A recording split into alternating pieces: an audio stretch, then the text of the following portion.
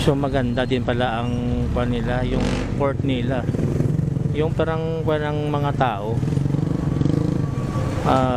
pahingahan habang nag-aantay ng masasakyan na bangka.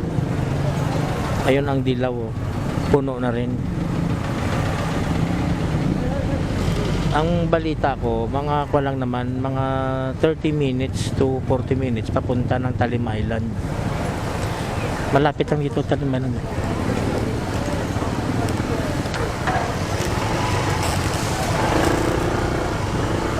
Ikot lang tayo.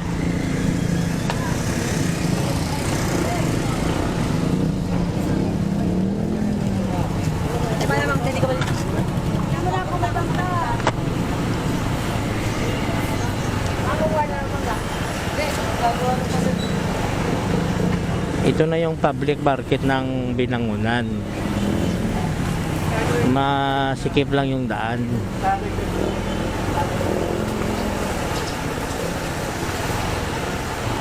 Masikip lang yung daan talaga dito kasi one way lang to eh.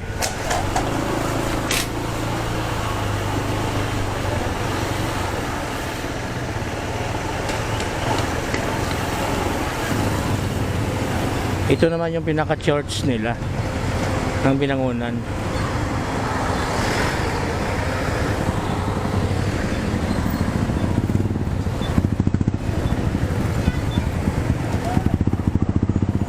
Sa mga taga Binangonan dyan, kaway-kaway naman dyan.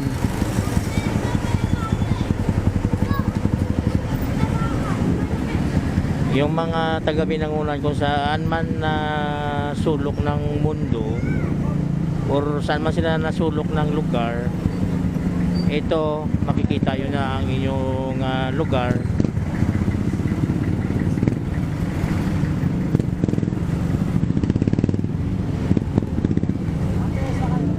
Mga matatagal na hindi naka uwi dito sa lugar nila sa Binangonan, makikita yun na yung lugar niyo dito kahit paano na kung saan taga dito kayo sa lugar na to, at malamang maalaala nyo talaga ito.